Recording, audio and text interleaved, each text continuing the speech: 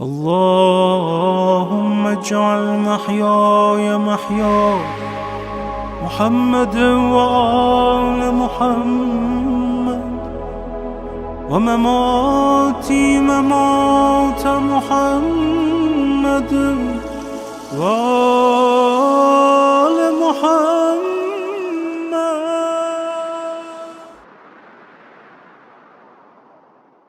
بسم الله الرحمن الرحیم وبه نستعین وهو خیر ناصر و معین. مومنین کرام، السلام علیکم ورحمۃ اللہ وبرکاتہ. مجالس کا سلسلہ جاری ہے.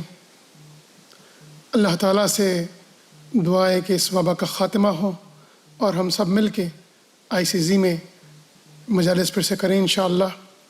اس وبا کے اختتام خاتمے کے لیے، مومنین کی پریشانیوں کو دور ہونے کے لیے، جو بیمار ہیں انہیں شفاء کامل اور عاجل عطا ہونے کے لیے، جو دہشت گردی کا شکار ہیں ان کی آسانی کے لیے 5 مرتبہ اما یجیب کے ذکر کی گزارش ہے.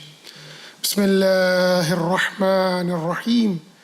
امن یجیب المضطر اذا دعاہ ویکشف السوء. امن یجیب المضطر اذا دعاہ ویکشف السوء. امن یجیب المضطر اذا دعاہ ویکشف السوء. امن یجیب المضطر اذا دعاہ ویکشف السوء. امن یجیب المضطر اذا دعاہ ویکشف السوء. اللہم صل علی محمد وآل محمد وعجل فرجہم. اب میں گزارش کرتا ہوں آپ سے کہ 1 مرتبہ حمد اور 3 مرتبہ سورہ اخلاص کی تلاوت فرما کر آج کی مجلس کے اسپانسرز کے مرحومین، آپ کے مرحومین، تمام مرحومین، ان مرحومین جن کا نام مونیمنٹ آف زہرا پر لکھا ہے، اور خاص کر وہ مرحومین جن کے لیے فاتحہ پڑھنے والا کوئی نہیں ہے، ان کے لیے فاتحہ پڑھتے. بسم اللہ الرحمن الرحیم.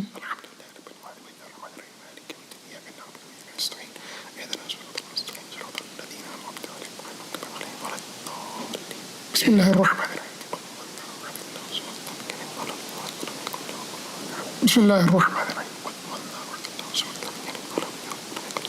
بسم اللہ الرحمن الرحیم.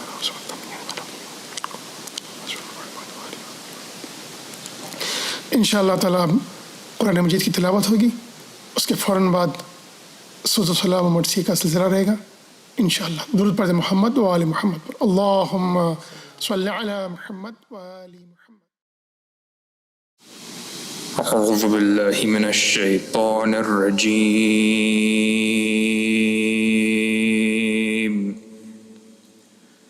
بسم اللہ الرحمن الرحیم.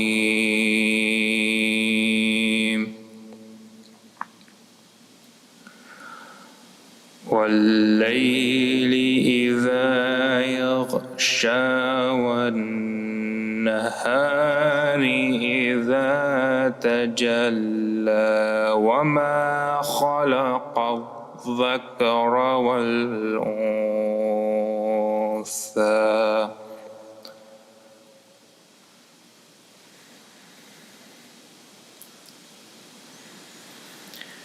ان سعیکم لشتی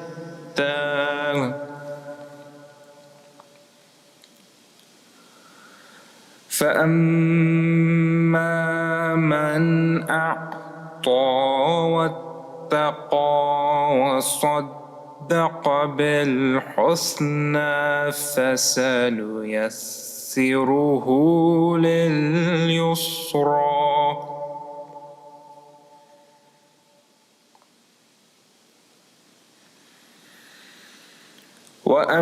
وأما من بخل واستغنى وكذب بالحسنى فسنيسره للعسرى.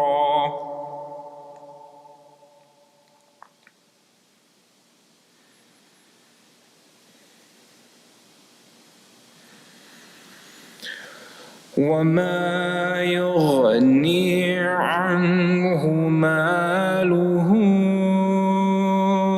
إذا تردى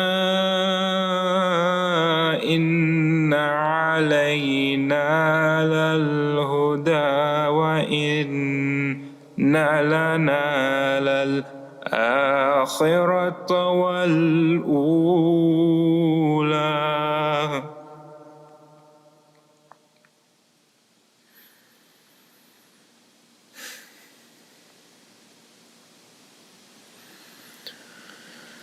فأنذرتكم نارا تلظى لا يصلاها إلا الأشقى الذي كذب وتولى.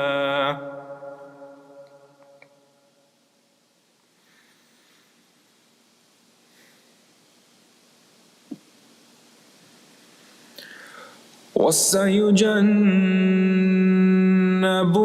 الأتقى الذي يؤتي ماله يتزكى وما لأحد عنده من نعمة تجزى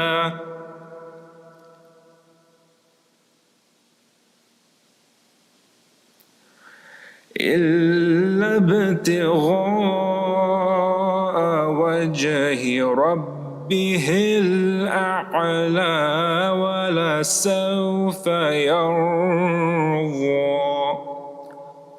صدق الله العلي العظيم.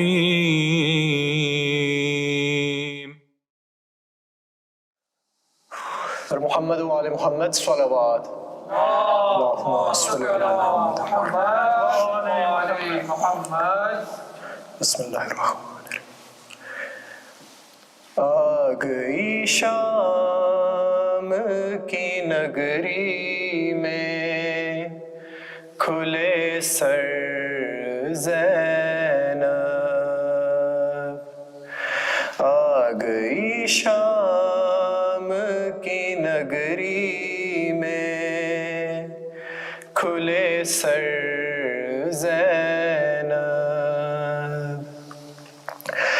مانگتی رہ گئی ایک ایک سے چادر زینب. آ گئی شام کی نگری میں کھلے سر زینب. اس لیے ظالموں نے اور بھی پتھر مارے.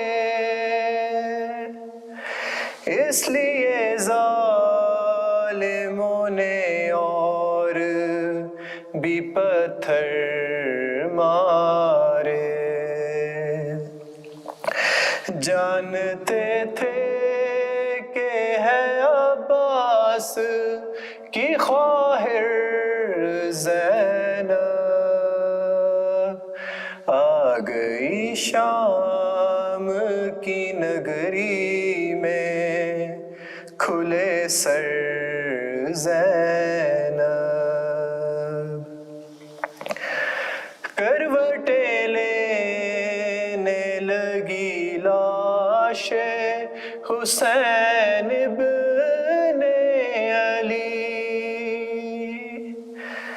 کروٹیں لینے لگی لاش حسین ابن علی. بھائی کی لاش پہ آئی جو کھلے سر زینب.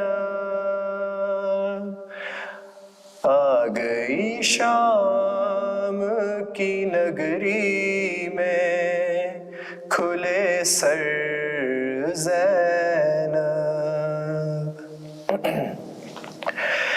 بند ہو جاتی تھی خود نیزے پہ چشمے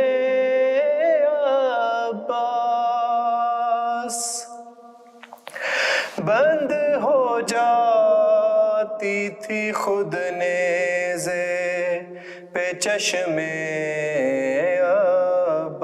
عباس، جب نظر آتی تھی ناکے پہ کھلے سر زینب،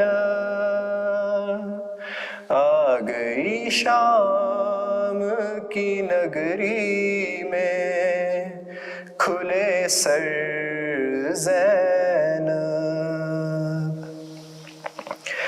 یاد آ جاتی تھی اس وقت اسے نانا کی، یاد آ جاتی تھی اس وقت اسے نانا کی، نیزے پہ دیکھتی تھی جب سر اکبر زینب، آ گئی شام کی نگری میں کھلے سر زینب،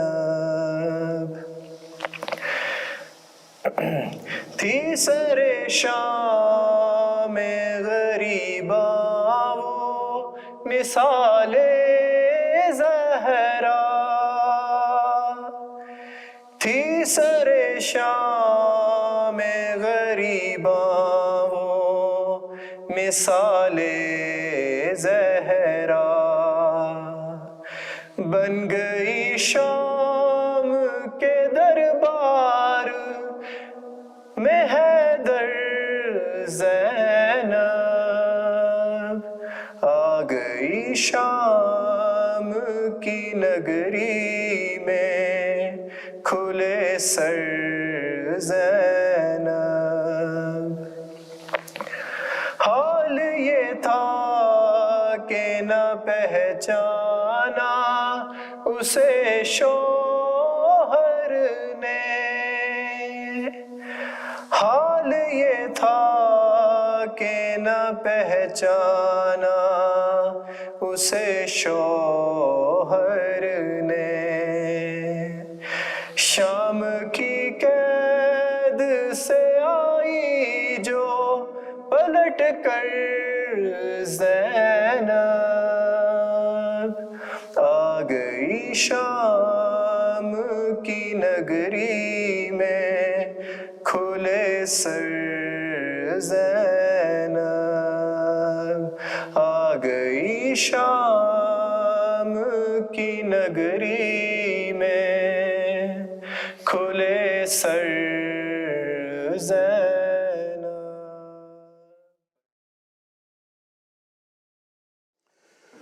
درود پڑھ محمد و آل محمد، اللہم صلی علی محمد و آل محمد۔ مرثیہ در حال دربار شام پیش خدمت ہے۔ عزیز و حادثہ نو فلک دکھاتا ہے، حرم کا قافلہ پیش یزید جاتا، گلے بندھے ہیں بدن سب کا تھر تھراتا ہے، نہ سانس لیتے ہیں قیدی نہ بولا جاتا، نہ سانس لیتے ہیں قیدی بولا جاتا، جو گرتے ہیں تو ستمگار نیزے مارتے، وہ رو کے حیدر کرار کو پکارتے ہیں، وہ رو کے حیدر کرار کو پکارتے ہیں، نئی جفا ہے کہ بارہ گلے اور ایک رسن پاہے توق گراں کر کہیں سنا ہے کہ دو توق اور ایک گردان اور ایک پاؤں میں بھاری دو حلقے اور ایک پاؤں میں بھاری دو حلقے جو پاس آ کے لائی نیزوں سے ڈراتے خدا کے واسطے بچے انہیں دلاتے خدا کے واسطے بچے انہیں دلاتے ہیں جفائے راہ کے کہنے میں کانپتی ہے زب غرض کے داخل مجلس ہوئے مگر کب آئے حضور یزید بے ایم کے چوبے بے تھی اور شاہ کے لب کہ چوبے بید تھی اور شاہ کے لب چھڑی تو ایک تھی پر ظلم دو نمایاں بازیر چوب کبھی لب تھے گاہے دندہ بازیر چوب کبھی لب گاہے دندہ یہ ظلم دیکھ کے زینب نے کر لی آنکھیں پکارا شمر یہ دربار کیا نہ لو آنکھیں کھولو نہیں ظلم ہوئے گا فلک کو دیکھ کے رونے لگی وہ غیرت ماں فلک کو دیکھ کے رونے لگی وہ غیرت ماں کہا یزید نے کیا آسمان کو دیکھ وہ رو کے بول کے خالق کی شان کو دیکھا وہ رو کے بولی کے خالق کی شان کو دیکھا کہا یزید نے تب شمر سے بتے شد یہ کون ہے کہ جو بڑھ بڑھ کے کر رہی ہے کلام وہ بولی پوچھ مجھی سے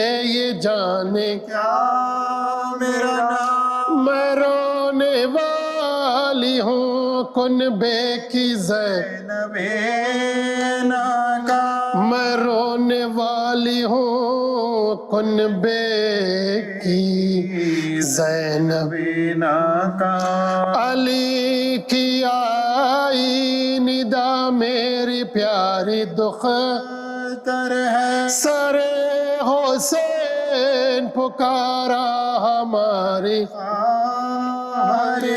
سر حسین پکارا ہماری خواہر ہے یزید جائزہ پھر قیدیوں کا لینے لگ نظر پڑی اسے ایک شاہزادی ماں حلق الٹ کے ڈالا ہے منہ پر پھٹا ہوا کرتا اور سپاہاتوں سے پردہ کیا ہے چہرے اور سپاہاتوں سے پردہ کیا ہے چہرے کا ہے سن میں خرد بزرگوں کا پر قرینہ کہا یہ کون ہے بولا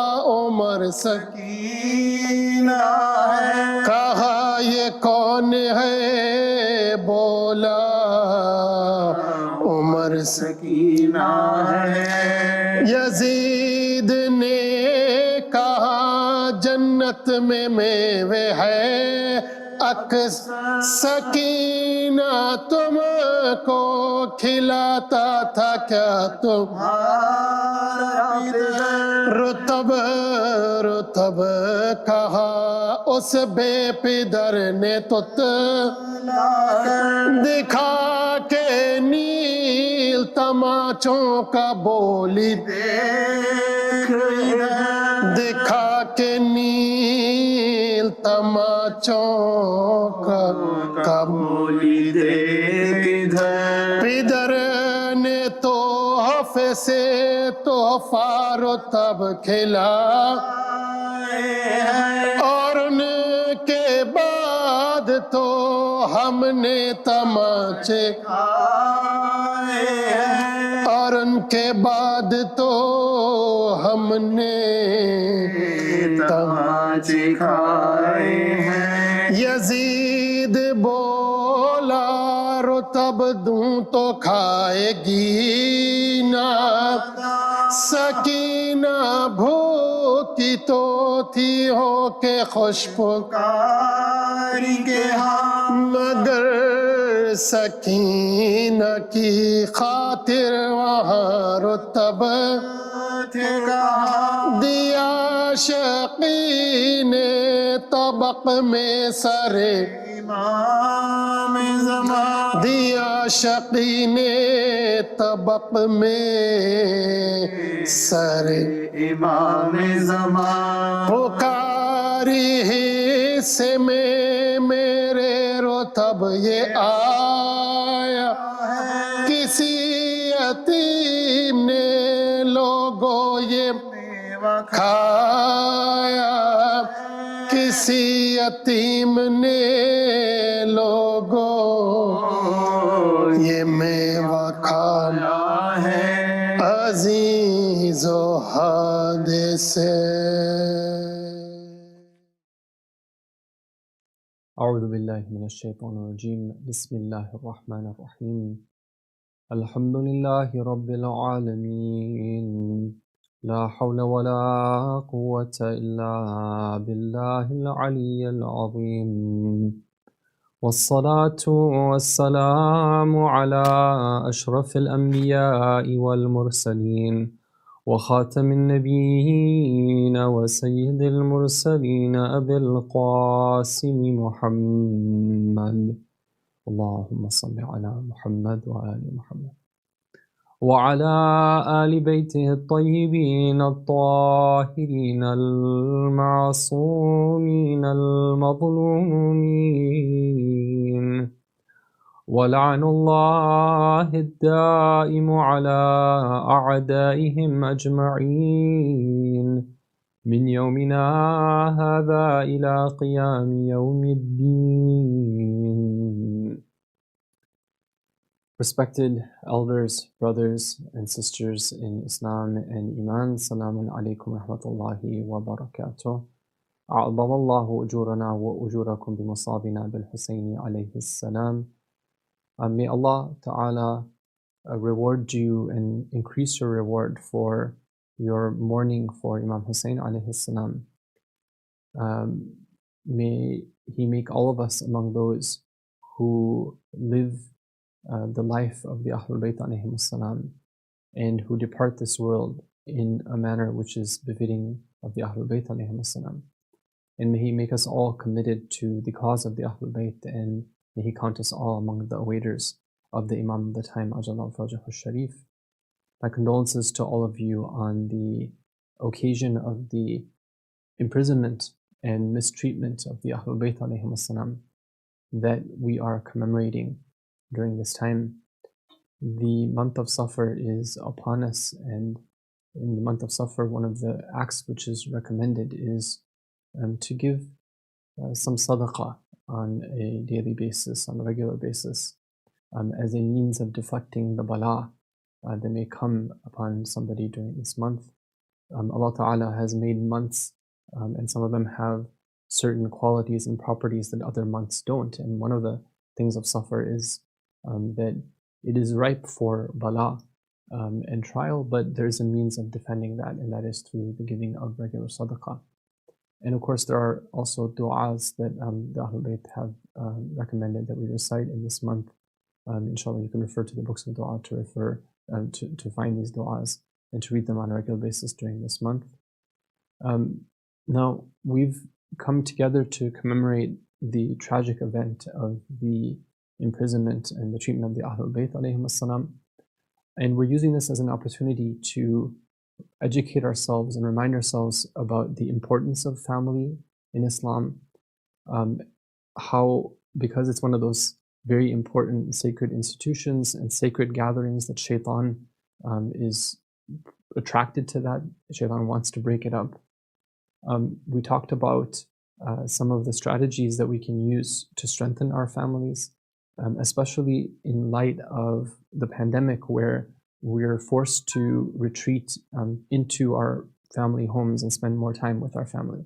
And this has been an opportunity for us to grow, and it's been a test. And we looked at some of the strategies that we've been offered by the Ahlul Bayt in this regard.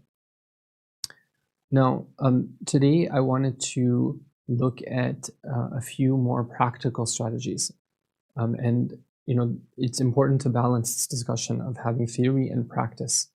And when we look at these teachings, we see that they're very rich in Ahlul Bayt alayhim as-salam. Just to give you an idea, a lot of times when you have people who don't have access to like the people of the truth and the truth that they convey, they have to discover the truth on their own.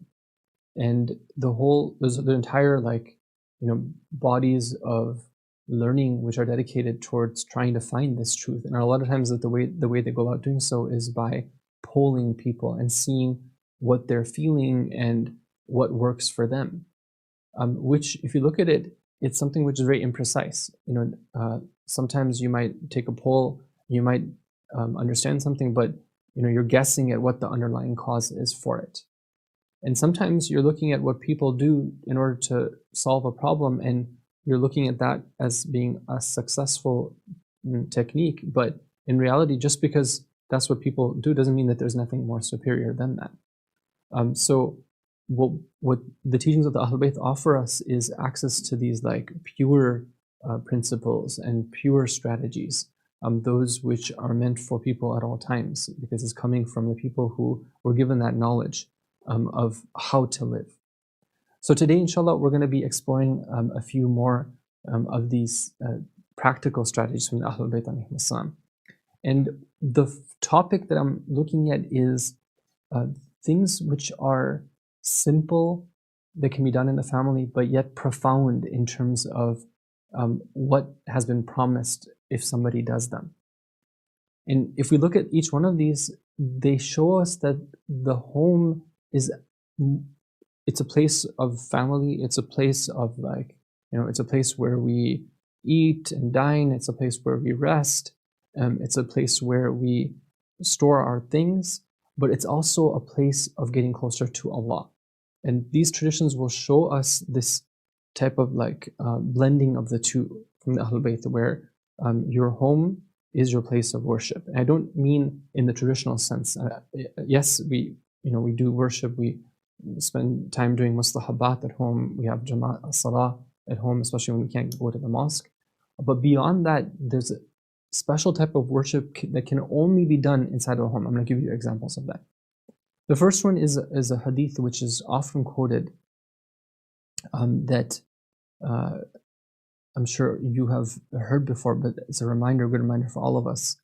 The hadith is that for a man, it's from Rasulullah sallallahu alaihi wasallam. It says, for a man to sit with his dependents, like for example his wife, is more beloved to Allah than doing i'tikaf in my masjid, meaning in the masjid of the Prophet sallallahu alaihi wasallam. Now, what is it that's being encouraged here? Sitting with the family. What kind of sitting is it? Not the type of sitting where, okay, let's be in the same room, but we're not actually together. That happens a lot, where everyone's on their own device. Everyone is occupied and distracted with their own distractions. That's not what's being encouraged here. It's a type of sitting where there's an exchange that takes place, an exchange, a heart-to-heart, where both sides, they feel very, very comfortable in being who they are, in sharing what it is that's on their mind, what's on their heart, seeking sympathy, getting that sympathy, seeking empathy, showing that empathy, sharing of feelings, showing love, showing respect. These are the type of sittings that is being talked about in this hadith. Now, what does that tell us? It tells us that you can go to the best mosque in the world, and you can do acts of worship there, which of course is very important, and inshallah we all get a chance to do that. But there's a special type of reward that you can only get when you do this type of thing in the family itself. Now, I want to share with you an interesting study that one of the non-Muslim thinkers, Leonard Sachs, Dr. Leonard Sachs, who writes about issues relating to family and raising children, but he tends to have views that are very compatible with the teachings of our faith. So he recently, in a seminar, he shared this study, and I wanted to share it with you as well. It's a study that was done in Canada in the year 2012, where they interviewed more than 26,000 adolescents, like teenagers. And the question that they asked them is, how many times in the last week have you had a family dinner together? Now, simple question, right? And then what they asked them is questions which would help them to understand what is their mental health score.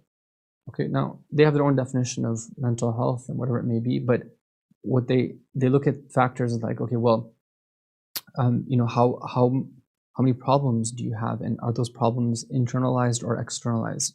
Do you have a positive sense of well-being? Is your behavior like pro-social, or you have like issues when it comes to your behavior? Are you satisfied with life? Now, I'm not saying that these are, necessarily questions which completely align with the teachings of Islam, because it could be the case that somebody is very healthy on a level of their mental being, but they're not satisfied because they're looking for to get closer to God, and other things as well too. Like being somebody who's healthy isn't somebody who doesn't have problems from an Islamic perspective. Having problems is part of being a believer and part of being tested in Islamia. But if we just look at their criteria, it's very interesting that when the adolescents, when the teenagers have had, let's say, 0 meals in the last week with their family, in the last 7 days, or they had 1 meal or 2 meals or 3 meals, overall, their mental health score is negative.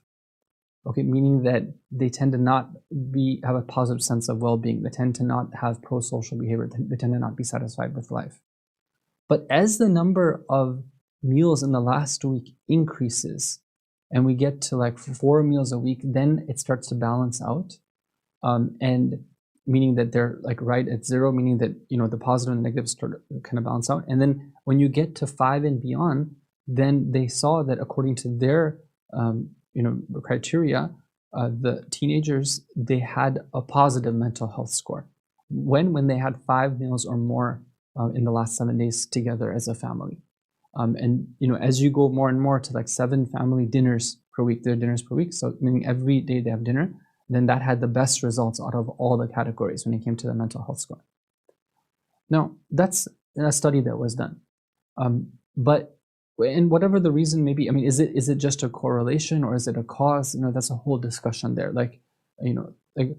Because there's certain types of families that can have family dinners together. Sometimes you just can't do it because of, let's say, the parents are working, or maybe the commute is such that they can't make it back in time for dinner, or the children are young, they have to have early dinner, and so many other factors.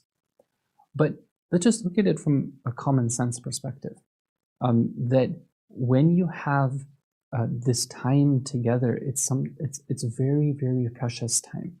It's time which, like, you can't have that type of gathering outside of the home. These are the people that you can really share things with. These are the people that you can really get close to.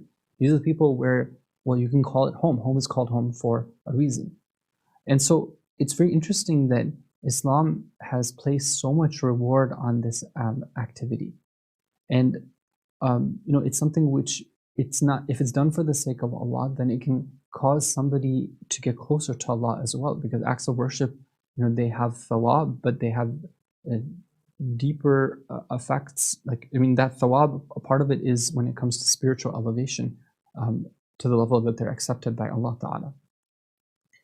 Sometimes the question comes up, well, what is it that we can discuss in these types of, like, let's say I'm sitting with my family, we're around the dinner table. So how is it supposed to work? What can we talk about? First of all, again, from the perspective of, let's say, experts who talk about family life, from the perspective of common sense, it's important for this time to be like free of distractions. So these types of gatherings should be like no device gatherings, meaning no TV, meaning that cell phones are not like highlighted prominently as part of this type of meal. It should be something where every member of the family is being engaged. It's a great learning experience for the young people, and it's a great way of bonding as a family together. Sometimes some of the questions that can be asked are like, what's on your mind, or like what's what's bothering you, or how was, let's say, school today, or tell me something that happened, or did you hear any interesting stories, or last time you had said this thing, so how was it today? Showing interest in one another's lives. Asking open-ended questions. These are the types of things that can build relationships. One of the problems that sometimes, because of the generation gap and sometimes a cultural gap that parents encounter, is they don't know how to engage their children in discussion. It's very like, the children will just say a few words. Maybe they'll say yes or no. So part of the problem is that the way that the questions are asked, and it takes skill to be able to learn how to bring out something from the child. It takes building that trust and relationship. It takes being able to choose carefully when to give in an opinion and when to just listen. If that child realizes that every time they're going to speak out, they're going to get criticized, or they're going to be given suggestions, or they're going to be kind of told off, or it's going to be held against them, then of course, like without even thinking about it, they're going to withdraw more and more. But if their opinions are respected, if they're encouraged, if the parents choose carefully when to give that advice and when not to, if they compliment more than they criticize, if they ask open-ended questions, this can lead to a better type of discussion happening, at the dinner table. And in Hadith, we're also told that that time that we spend eating together, it's not counted against us, and perhaps that can be understood to mean that we're not going to like lose out in our life, in terms of like, let's say we're gonna die, right? It's not like we're, that time Allah will compensate for it somehow. He'll give us barakah in the rest of the time that's there, or He'll lengthen our lives. So we shouldn't think of it as time wasted. We're in busy times in Silicon Valley. Sometimes we think that, okay, well, this is wasted time. No, it's not wasted time. This is the foundation. This is what built the family. The last thing I'll say about this is that it's a word of advice to the parents there, that again, sometimes I've noticed that parents feel that they're out of touch and that they can't relate to their children, and their children kind of think of them as odd and awkward. So they sort of give up on the idea of trying to form that bond or try to keep that bond or strengthen it. They think they're not cool enough for their children. But my experience has been that children are created in a way that they have a need for parents. They have a need for elders, they have a need for teachers, and those parents and elders and teachers don't need to be the same as they are. And it's okay if they're very different. It's okay if they're from a different culture, they speak with an accent, that's okay.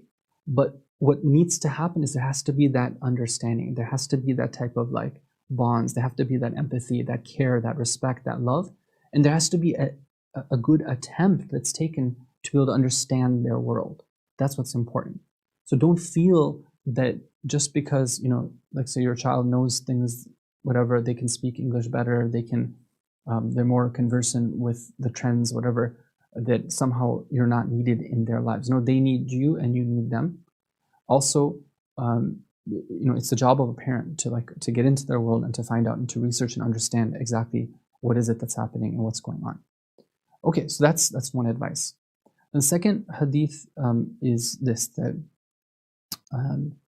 it is that from the Ahlul Bayt alayhim as-salam, I believe it's from Rasulullah sallallahu alaihi wasallam. The hadith is that when the wife gives her husband a drink of water, it is better for her than the ibadah of 1 year of fasting during the daytime and spending the nighttime in prayer. And Allah builds for her in a city in Jannah, for every every gulp of water that her husband drinks, and He builds like a building for her, and He forgives 70 sins from her. Well, that's profound. Like, we can't even understand that, because Jannah and its buildings are of a different nature and they're beyond our comprehension. Fasting every day in the month of Ramadan is difficult. Fasting every day in the year is even harder. Every night spending in ibadah, that's very hard. Now, it doesn't mean that we shouldn't try to do ibadah, and we shouldn't try to we shouldn't do istighfar for our sins. But it goes to show that a lot of Islamic spirituality can be gotten, like that thing that we're seeking, that proximity to Allah, that purity of the heart, that spiritual happiness, that can be gotten by taking care of our family members and going above and beyond the call of duty, of making it be a relationship of love.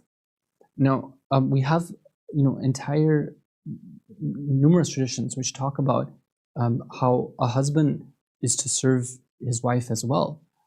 For example, we're told that when a husband has an opportunity to do some type of service, and he doesn't just refuse it, he accepts it willingly, then we're told that this is something which has a lot of reward. That we're told in hadith that you can enter Jannah without any hisab for doing so, meaning that you won't be taken account. Just enter Jannah. Just how? Because you offered and you were willingly and without any grudges, without any type of thing. No, you willingly do that. We're told as well in a hadith that somebody who helps his family, it is a kafara for his major sins, and who serves the family. They go and they take care of responsibilities. They, let's say, help out in the kitchen. They help clean up. They offer to relieve the burden. Let's say that the mother is taking care of the kids at home. So she needs help, right? She needs some time alone at times, just to break. Okay, I'll take him out for a walk, whatever it is, right? These type of things, this type of khidmah, this type of service, we're told it's a kafara, it's an expiation for the major sins. It puts out the wrath of the Lord, okay, and so on and so forth. In this hadith, the Prophet tells Imam Islam that only the Siddiq or the Shaheed and a man who desires Allah and who desires the goodness of the dunya and the akhirah, that's the type of person that will actually care about serving his family. This is amazing, right? These acts, which are household sort of things that go about building the home, they have so much reward with them. I'll give you another tradition. This is about, it's a very beautiful hadith about the treatment of daughters, and in general, female mahram, but daughters in particular, from Imam Rida alayhi salam. It's a hadith which says that if Allah Ta'ala is more compassionate to the females than to males. That's a hadith. It's from Imam Rada alayhi salam, that Allah is more compassionate to them, meaning that Allah creates males and females, and the way that He treats them is different, and He Himself looks upon females with more ra'afa, with more compassion. Okay, and it has to do, of course, with the way that He creates them and the need that they have for how their Lord should be dealing with them. He looks at them with more compassion. So then He says that whenever a man makes a female mahram of his happy, then Allah will make him happy on the Day of Judgment. Okay, which is a beautiful promise. Now, this is like, for example, let's say I have a daughter, I have daughters, I have to be particularly, careful to make them happy and not to make them sad, not to break their hearts, to always make them be feel happy. My wife, I have to do the same thing. Now, just a small thing, and you get so much reward. Another hadith from our Prophet sallallahu alaihi wasallam, he says that whenever a father looks at the face of his child and is happy when he does so, then he gets the reward of freeing a slave.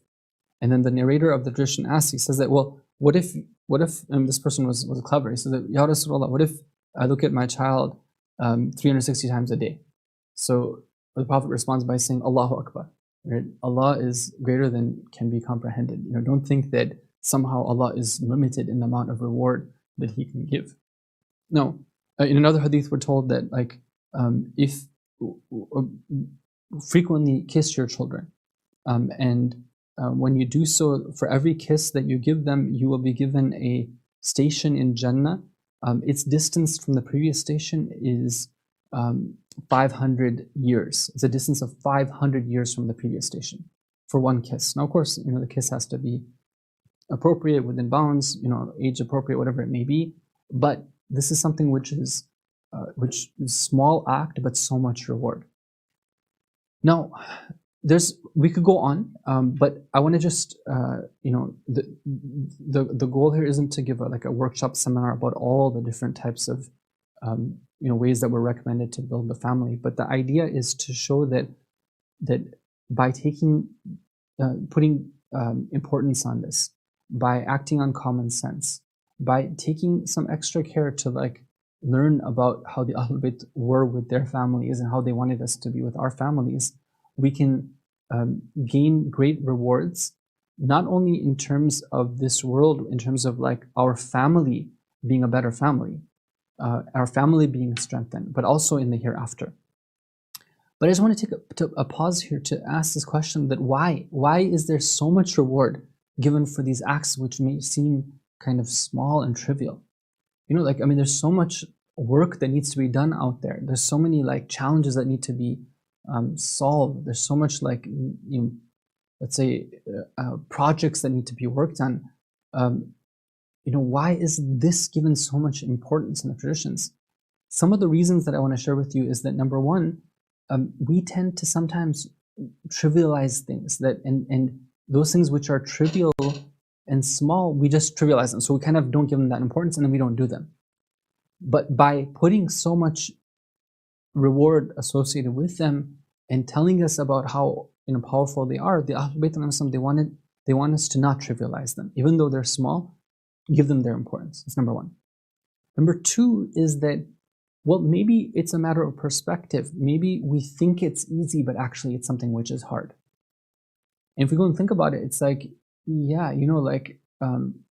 let's say, for example, when you have your first child and they are, you just have one child at home, you have more time in your hands, then it's easier to let's say, look at them with happiness and to kiss them.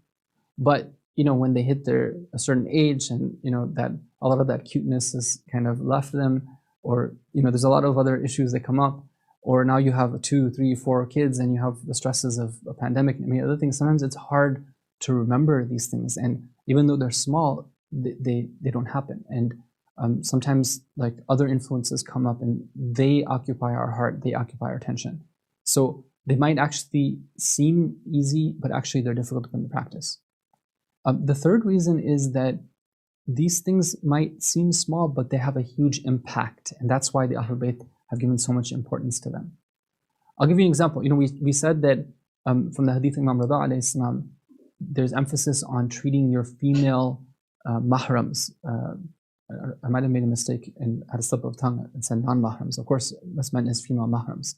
Imam Rida alayhi salam says that you treat your female mahrams with special love and care. Now, what happens if somebody doesn't do that? Like, let's say, for example, as a father, I don't show special love to my daughter.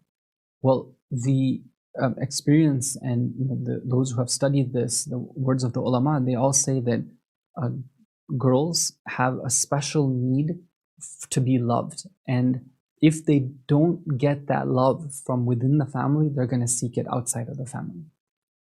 So for a father to compliment his daughter on the way she looks is so important. For the father to notice, when she dresses up, for the father to, treat her with gentleness and love and care, it's so important. Yes, it's small, but it has a huge impact both ways. If it's done, it has a huge impact on her. And if it's not done, then there can be huge ramifications, huge consequences. And the last reason that we can mention is that when we see all these types of traditions, and they promise so much reward for an individual if they act on them for the sake of Allah, then we realize their encouragement for us to actually invest in a family, to build a family. If we're not married, to like have a plan that, okay, well, eventually I do want to get married when the conditions are fulfilled. If I'm married, then of course have a plan to have children, of course when the time is right, but not to delay things just for selfish reasons or for worldly reasons. This is a part of being a human being. This is part of the sunnah of the prophets, to have families, to build families, to ask Allah for children as well, to move in that direction. These are things which need encouragement sometimes, especially in the current times where we see this lack of desire for marriage and lack of a desire to kind of be committed, this sense of independence and freedom and a false means of satisfying one's natural desires. These are very dangerous trends, and these type of traditions need to be considered. And we have to see that, okay, there's so much that I'm missing out on when I don't have access to this, let alone the great opportunities that are there when somebody has a family to stay away from sin. So these are there are 4 different things that I mentioned, just to summarize that we shouldn't trivialize them. They might look easy, but they're actually difficult to put in practice. They have a huge impact. And the 4th one is encouragement to build families. So these are some suggestions and tips and some of the principles and strategies that we have from the Ahlul Bayt alayhim salam for ourselves, for our families. May Allah Ta'ala grant us strong families. May He place love and compassion and respect in our families. May He grant our youth that taqwa and the passion for Him. May He purify us from our sins. May He strengthen our communities. Alhamdulillah, this has been an opportunity for me to virtually be with the Islamic Center of Zahra community. And I pray that Allah Ta'ala blesses you and that He protects you all. And inshallah, we hope that we can all see each other soon. I wanted to mention a few words of Masaib for the occasion that we're commemorating. Sallallahu alayka ya Aba Abdullah. Sallallahu alayka ya ibn Rasulullah. Peace and blessings be upon you, O Chief of Martyrs, O Ship of Salvation, O Imam Hussein, O noble soul. Peace and blessings be upon you and upon your companions and your family. Peace and blessings be upon the caravan of the Ahlul Bayt. Where were they at this time many years ago? What situation is the haram of the Rasulullah facing? What a difficult time it must have been for them. In hadith we're told that Imam Sajjad alayhi salam, that he meets somebody in Sham. His name is Minhal. Minhal asks him, "Oh Sajjad, tell me, how are you? How is your situation like here in Sham?" The Imam alayhi salam wants him to understand, so he uses a reference from the stories of the Quran. Have you read about how the children, Bani Israel, were at the hands of Fir'aun and his people? He used to kill their sons and keep their daughters alive. That's our situation right now. O Minhal, we're from the Ahlul Bayt, we're from the Quraysh, we're from the family of the Prophet. But look how people are treating us now. There were some in Sham who were appalled at the treatment of the Ahlul Bayt. In hadith we're told that the chief of the Jewish tribes in Sham, he met one of the Muslims. He inquired as to the situation. He was informed that they had killed the grandson of the Prophet sallallahu alaihi wasallam. He was so shocked, he told him that I am the 70th generation from Nabi Dawood. But just because I'm related to him, all the Jews respect me and they honor me. How can these Muslims kill the grandson of Rasul, of their Prophet? It's just one generation of separation between the two. How could they dare to do so? There was a Christian ambassador from Rome who was visiting. He was there as a delegate from Rome. When he saw what they had done, he told Yazid that how can you ever do this, such a thing? I'm not Muslim, but I know that anyone who would treat the grandson of their messenger in such a way, that's something that cannot be just. In some reports we're told that Yazid had him killed as well. But what a difficult situation it was. We're told again in hadith that Sukaina, the daughter of Imam Hussein, sees a dream in the third day when they were there in Sham. She sees a dream in which she sees a lady in a camel. The lady is approaching her. She asks, "Who is this lady?" She's told that this is Fatima, the daughter of Muhammad sallallahu alaihi wasallam. She goes to her, it's her grandmother. She tells her, "Oh my mother, they denied our rights, they scattered our community, they violated our honor. Oh Fatima Zahra, they killed my father." How does Fatima Zahra alayhi salam respond to her? She says, "Oh my dear daughter, oh my dear granddaughter, please keep quiet. Your story has torn my heart." This is the situation of the Ahlul Bayt, but let us remember the story of one of the special children who was in the caravan. It was a young daughter of Imam Hussein.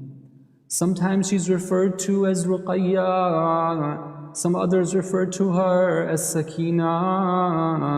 Whatever it may be, we know that she was the young daughter and her mother passed away when she was very young. So for her, Imam Hussein alayhi salam held a special place in her heart. We're told that this time was very difficult for her. It was, after all, in the ruins of Sham. There was the humiliation from the people. There was the journey that she had to face. There was the spears that were thrust at them. There was walking on the sand.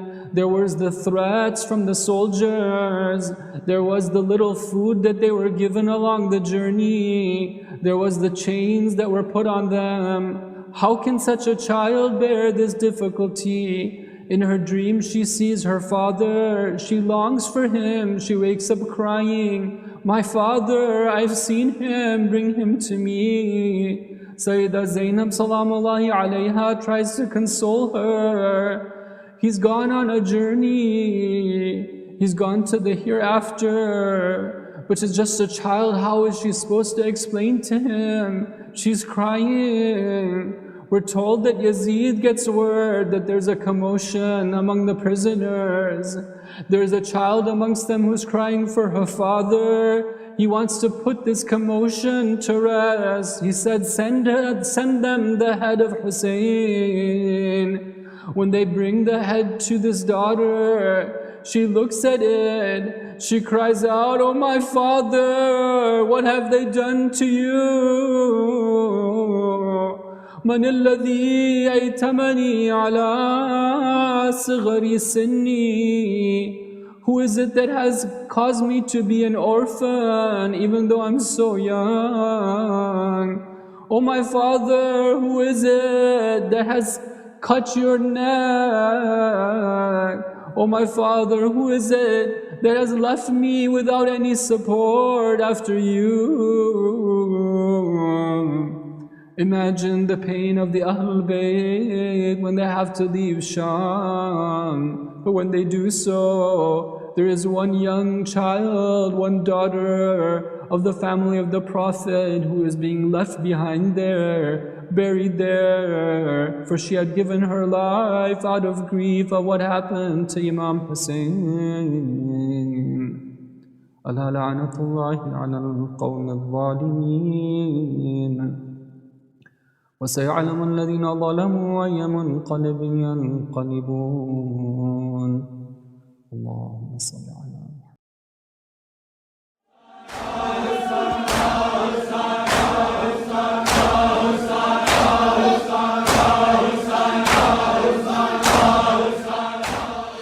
शाम का बाजार आबिद बीमार, शाम का बाजार आबिद बीमार, शाम का बाजार आबिद बीमार, पाँव में बेड़ी तौक़े गराबा, शाम का बाजार आबिद बीमार, शाम का बाजार आबिद बीमार, पाँव में बेड़ी तौक़े गराबा, शाम का बाजार आबिद बीमार, शाम का बाजार आबिद बीमार, भूलेगा न वो मंजर नेज़े पे सरे सरवर, भूलेगा न वो मंजर नेज़े पे सरे सरवर, भूलेगा न वो मंजर नेज़े पे सरे सरवर, भूलेगा न वो मंजर नेज़े पे सरे सरवर, बेमखना बेचादर, बलवे में पुपी मादार, और मजमे कुफार आबिद बीमा, शाम का बाजार आबिद बीमा, शाम का बाजार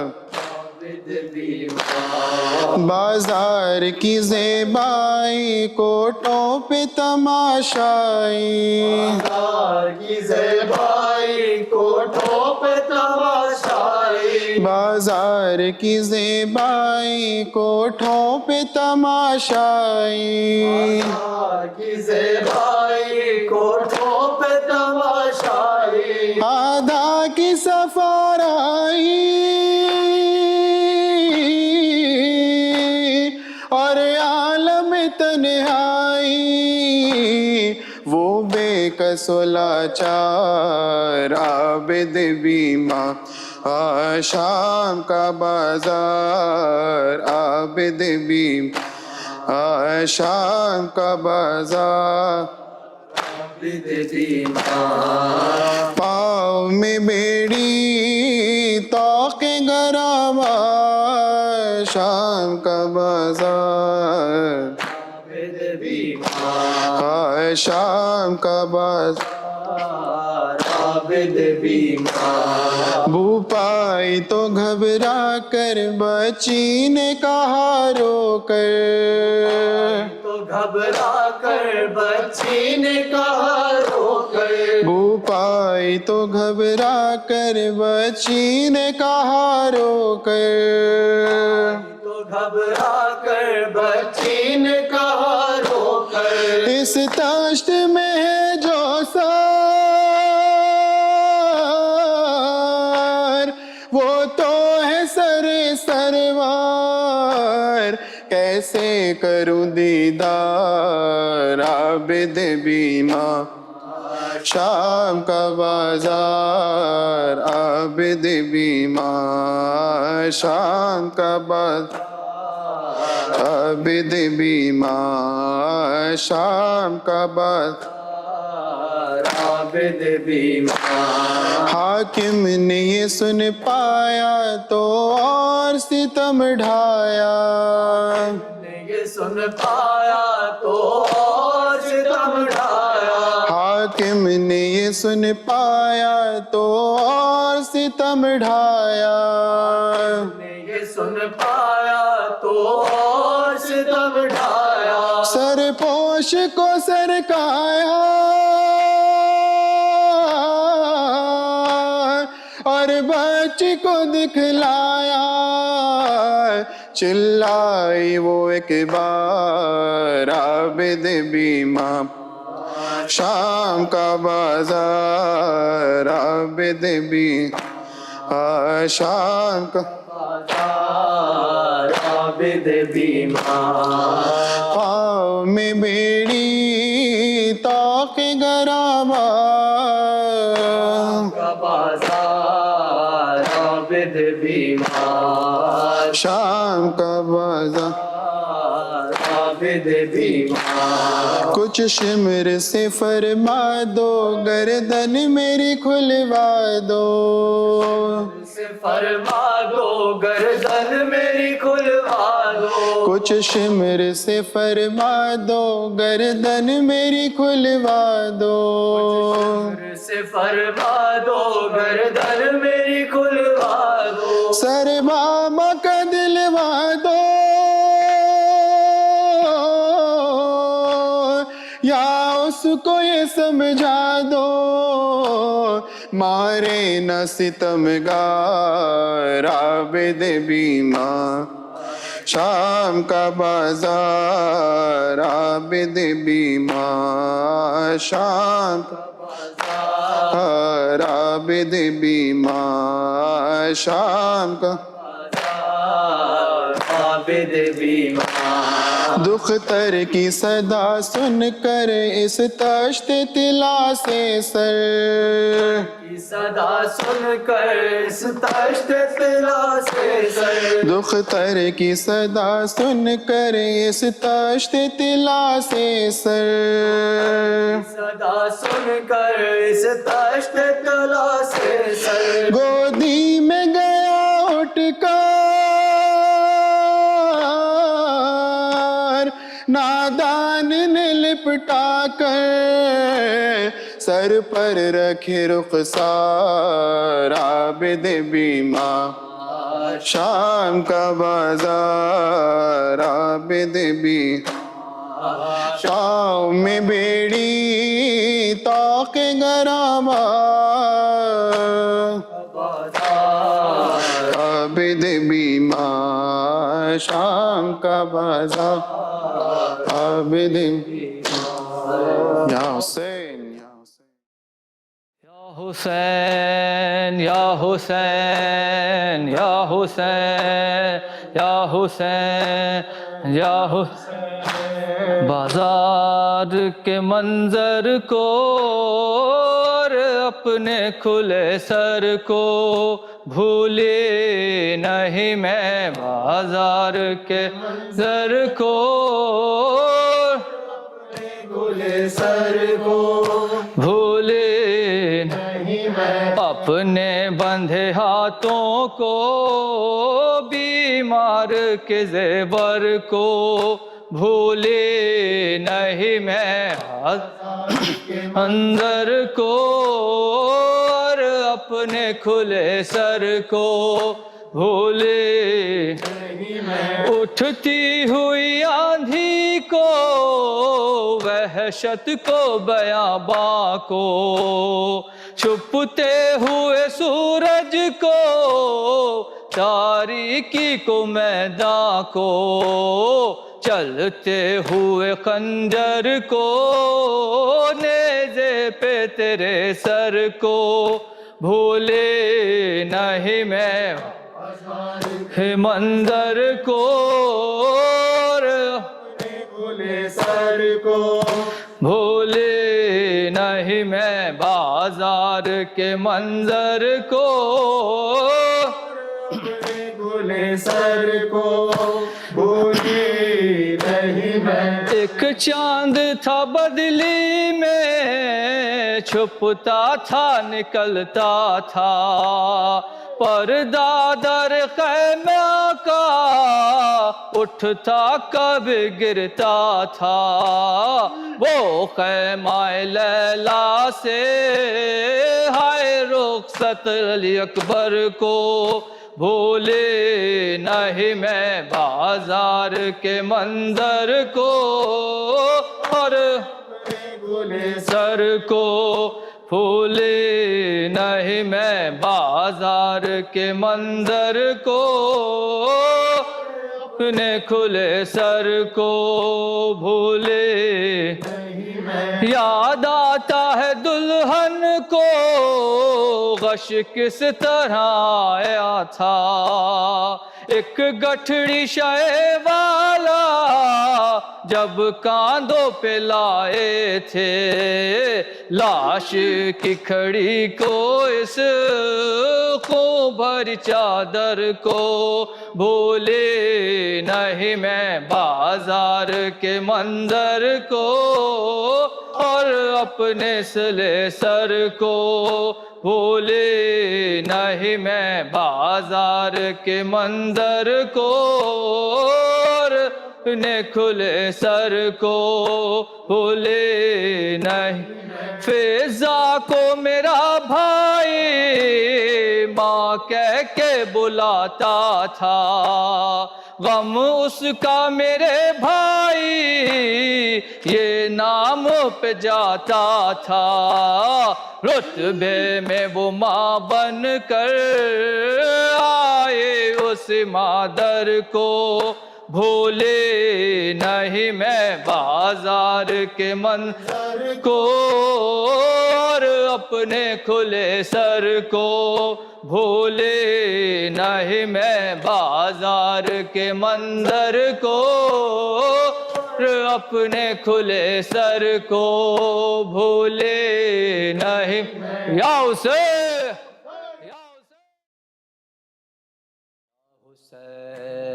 یا حسین یا حسین یا حسین مولا حق امام یا حسن یا حسین یا حسین یا حسین مولا حق امام یا حسن یا حسین یا حسین حسین یا حسین وہ عابد بیمار تھا وہ عابد بیمار ہے چلنے سے جو لاچار تھا، چلنے سے جو لاچار تھا، اور شام کا بازار تھا، اور شام کا بازار تھا، اور مصطفیٰ کی بیٹیاں مولا حق امام یا حسن یا حسین، مولا حق امام یا حسن یا حسین، یا حسین یا حسین، یا حسین، شبیر کی وہ لاڈلی، شبیر کی وہ لاڈلی، سینے پہ جو شاہ کے پلی، سینے پہ جو شاہ کے پلی، جس کی ابابن میں جلی، جس کی ابابن میں جلی، منہ پر تماچوں کے نشان، مولا حق امام یا حسن یا حسین، مولا حق امام یا حسن یا حسین، یا حسین، حسین یا حسین، یا حسین، پیاسے گلے خنجر چلے، پیاسے گلے خنجر چلے، ہے چادر چھنی خیمے جلے، چادر چھنی خیمے جلے، عباس کے پرچم تلے، عباس کے پرچم تلے، رو کر کہیں یہ بیبیاں، مولا حق امام یا حسن یا حسین، یا حسن یا حسین، حسین یا حسین، یا حسین یا حسین۔ رسول اللہ، السلام علیک یا نبی اللہ، السلام علیک یا امیر المؤمنین، السلام علیک یا فاطمة الزہرا سیدۃ نساء العالمین، السلام علیک یا خدیجة الکبریٰ ام المؤمنین، السلام علیک یا ابا محمد الحسن بن علی، السلام علیک یا ابا عبد اللہ وعلى الأرواح التي حلت بفنائك، عليك مني سلام الله أبدا ما بقيت وبقي الليل والنهار، ولا جعله الله آخر العهد مني لزيارتكم. السلام على الحسين وعلى علي بن الحسين وعلى أولاد الحسين وعلى أصحاب الحسين، خصوصا سيدي ومولاي يا أبا الفضل العباس يا ابن أمير المؤمنين. السلام عليكم ورحمة الله وبركاته. السلام عليكم يا تسعة المعصومين من ذرية الحسين. السلام عليك يا علي بن الحسين ومحمد بن علي وجعفر بن محمد وموسى بن جعفر وعلي بن موسى ومحمد بن علي وعلي بن محمد والحسن بن علي والحجة بن الحسن صلوات الله عليهم أئمة.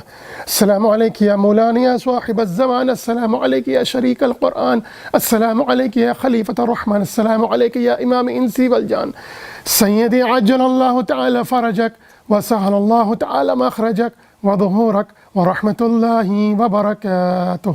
اللهم صل على محمد وآل محمد وعجل فرجهم.